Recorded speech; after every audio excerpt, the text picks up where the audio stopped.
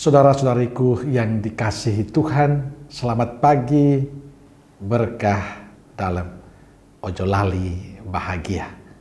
Sudahkah kita memberi senyum hari ini? Kamis 26 Januari 2023. Peringatan Santo Timotius dan Titus Uskup. Mari kita awali permenungan kita hari ini dengan tanda kemenangan Kristus dalam nama Bapa dan Putra dan Roh Kudus. Amin.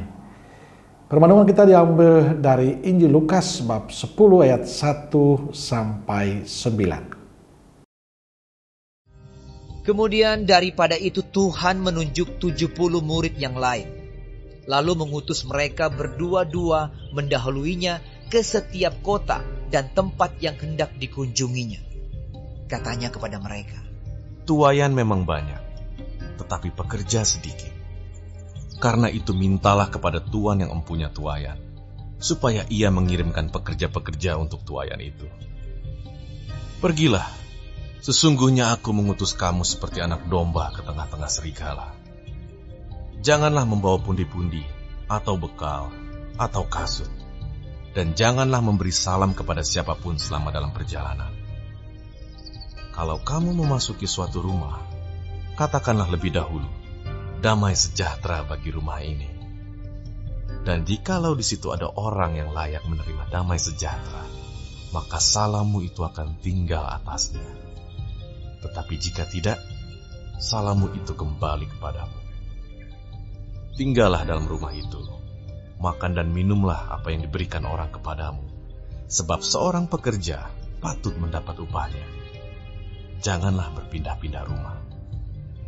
Dan jikalau kamu masuk ke dalam sebuah kota dan kamu diterima di situ, makanlah apa yang dihidangkan kepadamu, dan sembuhkanlah orang-orang sakit yang ada di situ, dan katakanlah kepada mereka, kerajaan Allah sudah dekat padamu."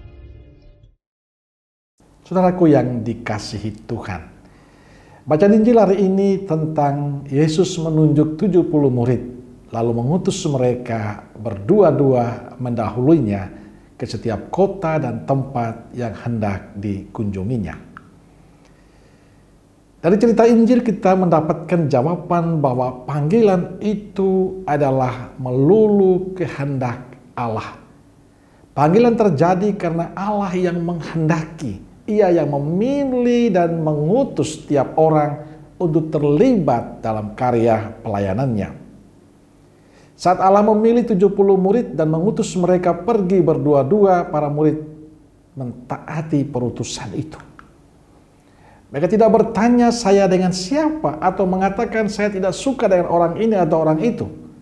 Saya lebih cocok dengan ini atau itu. Tapi mereka pergi sesuai yang dikehendaki Allah. Mereka menjalani panggilan dan perutusan itu sesuai rencana dan kehendak Allah, bukan rencana dan kehendak mereka, bukan keinginan kemauan mereka, tapi kemauan Allah. Saudaraku yang dikasihi Tuhan, panggilan untuk melayani Tuhan adalah anugerah dari Allah bagi kita. Allah yang merencanakan semuanya itu. Karena itu setiap kita yang dipanggil dalam pelayanan hendaknya memiliki sikap siap sedia, sikap rela tanpa paksa. Panggilan melayani Tuhan menuntut kesediaan diri untuk melayani seturut kehendak Allah, bukan kehendak diri kita. Bagi saya sebagai imam dan juga rekan imam serta biarawan-biarawati, kisah Injil hari ini adalah sapaan yang menguatkan bahwa panggilan kita adalah panggilan yang dikehendaki oleh Tuhan untuk diri kita, bukan karena kemauan, bukan karena kehendak diri kita sendiri. Karena kita dipanggil oleh Tuhan, maka tugas kita adalah menjalani misi Tuhan, bukan misi kita. Karenanya kita perlu terus belajar membuka hati untuk rencana dan misi Tuhan. Kita perlu terus belajar untuk setia, siap, sedia, dan taat menjalani kehendak Tuhan pada diri kita. Siapapun kita dengan tugas apapun. Di saat Tuhan memanggil kita untuk tugas pelayanannya, kita harus siap, sedia, dan taat menjalani misi Tuhan. Ingat, kita menjalani misi Tuhan, bukan misi kita pribadi. Amin. Semoga Allah yang Maha Kasih memberkati saudaraku sekalian, Bapa, Putra, dan Roh Kudus. Amin.